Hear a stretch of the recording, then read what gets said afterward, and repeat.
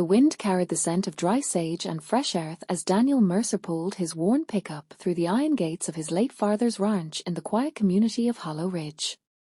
It had been 5 years since he'd left to care for his ailing mother across the country, and now, with both parents gone, he'd returned to rebuild a life rooted in peace and purpose. He stepped out slowly, breathing in the stillness, watching the golden light spill over the hills. But peace didn't last long. Within hours, a crisp, pastel-clad woman in designer sunglasses, Marilyn Whitmore, the self-appointed HOA chair, marched up his driveway, clipboard in hand.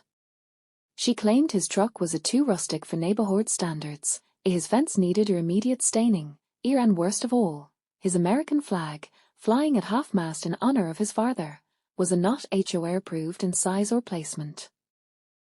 Before Daniel could respond, she turned on her heel and said, "I'm calling the authorities. This kind of disregard sets a precedent." That night, as Daniel lit a lantern in the old farmhouse, red and blue lights flashed at the end of his driveway. The officer who arrived was polite but puzzled. Daniel explained calmly. He owned the property, had all the paperwork, and had done nothing wrong. Still, the complaint stood, lodged by someone who believed rules were more important than respect. As the officer left, Daniel didn't argue.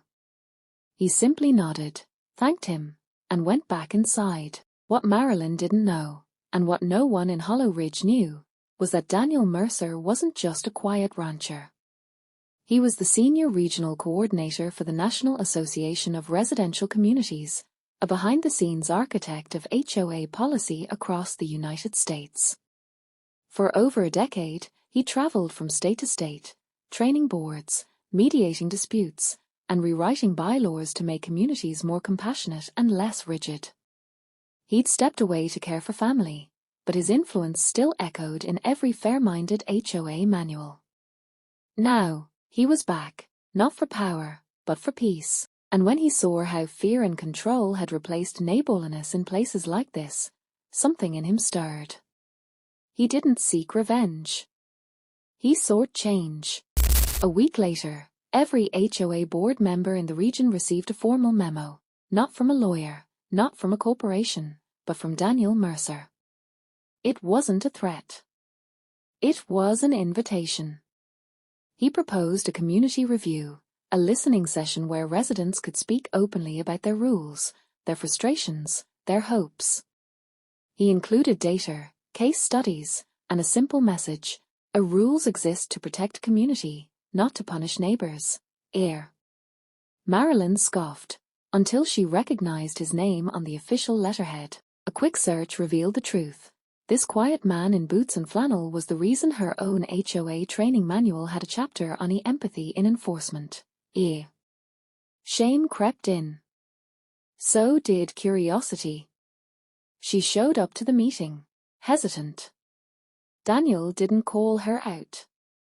Instead, he shared a story about his father teaching him to mend fences not just with wood, but with words. One by one, others shared too. A widow afraid to plant flowers.